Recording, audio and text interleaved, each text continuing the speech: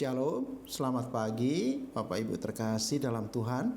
Kita bertemu kembali dalam renungan pagi di pagi hari ini tanggal 21 Oktober 2024. Sebelum kita mendengarkan firman Tuhan, kita berdoa dulu. Bapa yang kami sembah dalam Yesus Kristus, kami bersyukur pada pagi hari ini kami menerima berkat-Mu ketika kami boleh bangun di pagi hari ini. Sepanjang malam hari kami boleh beristirahat dengan tenang, dengan baik.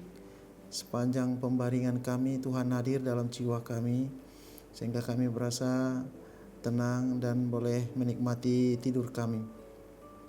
Kami bersyukur Tuhan di pagi hari ini kami mau melakukan aktivitas. Sebelum kami melakukan aktivitas kami sehari-hari, kami mau mendengarkan firman-Mu. Tuhan, biarlah kami tetap dituntun oleh Roh-Mu untuk memahami firman Tuhan yang menjadi renungan pagi pada pagi hari ini. Kami sembah Engkau Bapa dalam Yesus Kristus. Amin. Bapak Ibu yang terkasih dalam Tuhan, firman Tuhan di pagi hari ini yang tertulis dari Yohanes 15 ayat 15. Demikian firman Tuhan. Aku tidak menyebut kamu lagi hamba, sebab hamba tidak tahu apa yang diperbuat oleh tuannya. Tetapi aku menyebut kamu sahabat, karena aku telah memberitahukan kepada kamu segala sesuatu yang telah kudengar dari Bapakku. Bapak Ibu terkasih, firman Tuhan di pagi hari ini bagaimana kita diajak oleh Tuhan kita Yesus Kristus antara hubungan kita dengan Tuhan yang selama ini kita anggap sebagai hamba. Ternyata Tuhan menjanjikan kita bukan lagi sebagai hamba, kita dianggap sebagai sahabat. Nah, firman Tuhan ini kalau kita lihat antara konteks sahabat dengan hamba tentu ada perbedaan. Kalau sahabat itu artinya tidak ada jarak dan kita sangat dekat sama Tuhan. Sementara kalau hamba itu masih ada jarak antara kita dengan Tuhan.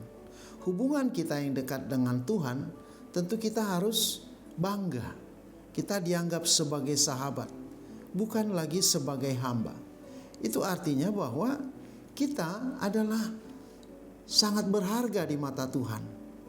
Pagi hari ini kita juga diingatkan bagaimana seorang sahabat, dia seperti di ayat 14 dikatakan, saya bacakan, kamu adalah sahabatku jikalau kamu berbuat apa yang kuperintahkan kepadamu. Artinya perintah Tuhan yaitu kita harus melakukan hukum kasih dari Tuhan. Itulah menjadi dasar kita dianggap sebagai sahabat. Sebelumnya memang firman Tuhan ini dianggap antara hubungan Yesus Kristus dengan murid-muridnya yang tidak ada jarak. Hubungan itulah yang digambarkan, diilustrasikan kepada kita sebagai anak dan putrinya, bahwa kita tidak ada jarak. Artinya apa? Kita harus mampu menyerahkan seluruh hati kita, jiwa kita kepada Tuhan. Oleh karena itu sangatlah kita penting sekali mengenal siapa sahabat yang kita yakini itu. Di dalam dunia ini memang banyak teman, tetapi belum tentu ada sahabat yang seperti sahabat yang sejati Yesus Kristus. Kalau teman kita, mungkin kita masih tidak sama dengan sahabat. Kalau teman itu bisa kita kenal dari media sosial, dari pergaulan kita. Tetapi sahabat adalah di mana sahabat itu memahami apa yang ada terjadi dalam jiwa kita. Ketika kita sakit, dia datang berkunjung. Ketika kita mengalami kesulitan, dia memberikan kekuatan, dukungan moral, dan kita mendapatkan semangat yang baru. Oleh karena itu Bapak Ibu terkasih, kalau firman Tuhan di pagi hari ini dianggap kita sebagai sahabat oleh Yesus Kristus, artinya kita harus mengetahui tiga hal. yaitu ciri-ciri sebagai sahabat. Yang pertama, sebagai sahabat Tuhan, kita harus mengerti apa yang dikehendaki Tuhan. Dalam firman Tuhan, kita mengetahui bahwa firman Tuhan inilah dasar kita memahami kita supaya bersih dari dosa, dari perlakuan kita, dari etika kita melakukan yang baik. Oleh karena itu, keinginan Tuhan itu adalah bagaimana kita bisa memahami firman Tuhan dan mau melakukannya. Yang kedua, Bapak Ibu, sebagai sahabat tentu ada lagi yang harus kita lakukan, yaitu sebagai sahabat Tuhan kita harus mempersiapkan diri melakukan apa yang diperintahkan oleh Tuhan, seperti di ayat 14 tadi, bahwa hukum kasih Tuhan kita harus lakukan supaya kita menjadi sahabat Tuhan. Kita tidak memilih siapa saja, kita harus lakukan kasih yang sejati. Karena sahabat kita adalah sahabat yang sejati, yaitu Yesus Kristus. Dan yang ketiga adalah sebagai seorang sahabat kita harus rela berkorban. Sama halnya ketika Yesus Kristus disalibkan, berkorban untuk kita, untuk menyelamatkan kita. Seperti saya baca di ayat 13 dikatakan, tidak ada kasih yang lebih besar daripada kasih seorang yang memberikan nyawanya untuk sahabat-sahabatnya. Oleh karena itu Bapak Ibu terkasih, ketiga tadi kita dengarkan bahwa sahabat Yesus Kristus adalah orang yang mau memahami Yesus Kristus sendiri dan menyerahkan hidupnya kepada Tuhan.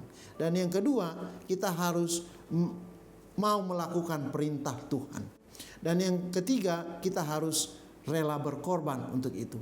Oleh karena itu Bapak Ibu terkasih di dalam Tuhan, firman Tuhan di pagi hari ini mengingatkan kita bagaimana kita sebagai sahabat Kristus itu, kita harus meyakini bahwa diri kita ini adalah jiwa kita ini di mana Tuhan hadir dalam hidup kita. Dia menjadi perpanjangan tangan kita untuk menyebarkan kebenaran firman Tuhan. Perpanjangan tangan Tuhan untuk memberikan kebenaran-kebenaran yang Tuhan telah berikan kepada kita. Karena Tuhanlah memilih kita sebagai sahabat. Oleh karena itu seperti di Amsal 17 ayat 17 dikatakan, sahabat adalah seorang yang menaruh kasih setiap waktu dan seorang yang memberikan menjadi saudara ketika kita mengalami kesukaran. Oleh karena itu firman Tuhan mengingatkan kita bahwa kita akan mempunyai semangat yang tinggi karena Tuhan telah menjadikan kita menjadi sahabatnya. Kita akan kuat dan kita akan tetap berdoa dan kita akan tetap merenungkan firman Tuhan dan melakukannya.